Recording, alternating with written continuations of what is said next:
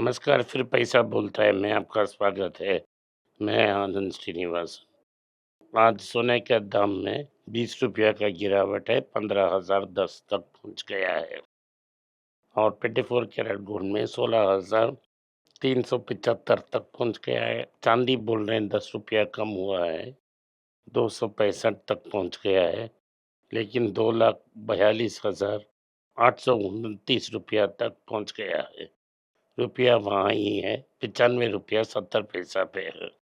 Crude तो 94 पे है और अंत में सीए सेटलमेंट ने 115 पॉइंट ऊपर उठ के निफ्टी ने पॉजिटिव ट्रेड किया, लेकिन 3 बजे तक 252 तक निफ्टी नेगेटिव था।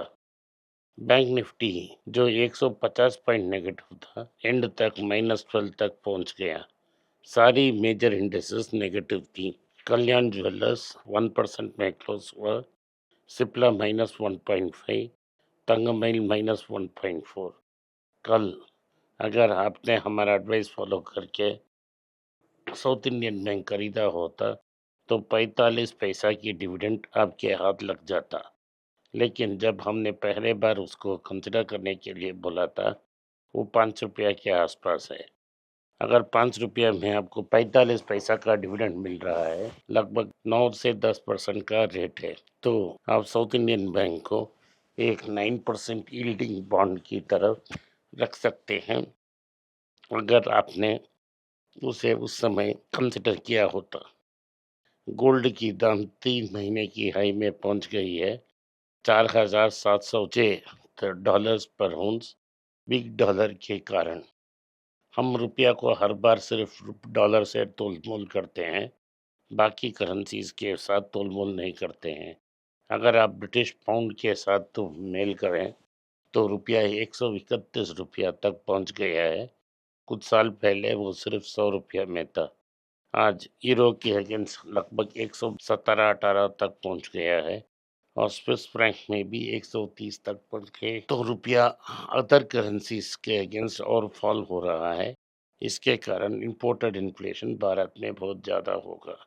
गोल्ड ईटीएफ की इनफ्लोस बहुत पॉजिटिव हैं, 5th वीक इन अ रो बहुत पॉजिटिव हैं, डिमांड बहुत स्ट्रांग है। तो गोल्ड लोन स्टॉक्स की रैली 1.63 लाख करोड़ तक पहुंच गई है और गोल्ड ने बहुत ना बड़ा रैली किया है कि सारे जो गोल्ड फाइनेंस स्टॉक्स हैं वो बहुत भारी ग्रोथ हुई है। मुथूट फाइनेंस, आईआईएफएल फाइनेंस और मनप्पुरम फाइनेंस तीनों ने बहुत बड़ा रैली की है। अमेरिका ने फ्रेश ईरानियन सैंक्शंस अनाउंस की है कि उन्होंने ये भी वार्न किया है जो राष्ट्र ईरान के साथ ट्रेड कर रहे हैं उन पर भी भारी पड़ेगा। चाइना और रशिया ईरान से ट्रेड कर रही है, क्या उन पर भारी सैंक्शन 100% की सैंक्शन ट्रंप लगा सकते हैं? ट्रंप ने अभी 7.5% चाइना पर टैरिफ लगने की बात की है और यूएस ने कहा है 103,265 डॉलर्स H1B फीस को रेज करने की कोशिश कर रहे हैं। ये कॉस्ट को इंक्रीज करने के लिए 65,000 एनुअल वीजास इश्यू कर रही है और 20,000 visas for high degree advance degree holders के लिए कर रही है। ट्रंप साहब ने स्पेसएक्स की शेयर्स जून में खरीदी है। फाइनेंशियल डिस्क्लोजर्स कहती है वो चाइनीज वॉल क्या वो कह रहे हैं कि उनकी इन्वेस्टमेंट्स के अगेंस्ट उनकी एक चाइनीज वॉल है जिससे उन्हें पता नहीं होता क्या हो रहा है। $10 बिलियन की चैलेंज चंद्रशेखर की सक्सेसर को मिलने वाली है, क्योंकि 88,277 करोड़ की लोन, 10 बिलियन लोन की loan air India, Tata electronics और अगरतास ने ली हुई है।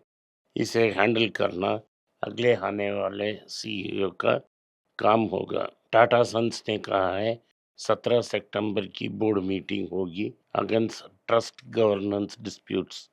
टीसीएस ने पोर्शे के एक नए आर्म को मिलियन यूरो में खरीदा है और 1.25 बिलियन यूरो की ये डील सिक्योर की है। जापान की रेसोना बैंक ने टाटा कैपिटल के साथ अपनी टाई अप स्ट्रेंथन की है और वो उनकी अब लगभग $20 बिलियन इन्वेस्ट की है टाटा कैपिटल ग्रोथ फंड 3 को में इन्वेस्ट की है एज अ लिमिटेड पार्टनर। इससे टाई अप को स्ट्रेंथन करेगी। सो भारत की जो इंडियन मार्केट एक्सपर्टीज है वो रेजनो बैंक्स के साथ वो शेयर करेगी। इन्फोसिस की Q1 बोनस 70% लोगों को मिला है और ये के कारण वीक स्पेंडिंग प्रेशर के कारण ये कम हुआ है। डॉक्टर रेड्डी के लिए 2 साल की क्रिटिकल पीरियड आ रही है क्योंकि रेवलमेंट में जो उनको एक्सेसिव चेंज मिल रहा था वो नहीं मिल रहा है, तो उन्होंने अदर नए प्रोडक्ट्स ऐड किए हैं जिससे उनकी बेहतरी हो सकती है। बजाज ऑटो ने 2 नए ब्रांड और 3 प्रोडक्ट्स को प्लान किया है कि वो मार्केट शेयर को रिकवर की करने के लिए। आईसीआईसीआई और कोटक महिंद्रा बैंक ने $1.65 बिलियन ओवरसीज बॉन्ड्स ने ले ली है। वॉरेन बफेट ने अपनी बर्कशायर हैथवे की एक इंश्योरेंस सब्सिडरी के थ्रू उन्होंने टोक्यो मरीन में 2.49% की स्टेक ले ली है। इससे उन्होंने कहा है कि वो जॉइंट पार्टनरशिप भी करेंगे।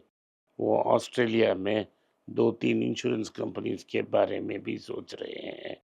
पुतिन ने ऑफर की है कि उनके पास स्पेयर फर्टिलाइजर बहुत ज़्यादा है और फर्टिलाइजर भारत के देने के लिए तैयार हैं अगर भारत उसे लेने के लिए मंजूर है तो। सेंटर ने ये फैसला किया कि हिंदुस्तान कॉपर में 6% की शेयर बेचें। इस आने से ही हिंदुस्तान शेयर की प्राइस और गिरेगी। सॉफ्ट बैंक ने 2.58% स्टेक लेंसकार्ट में भेजी है 2800 करोड़ के आसपास।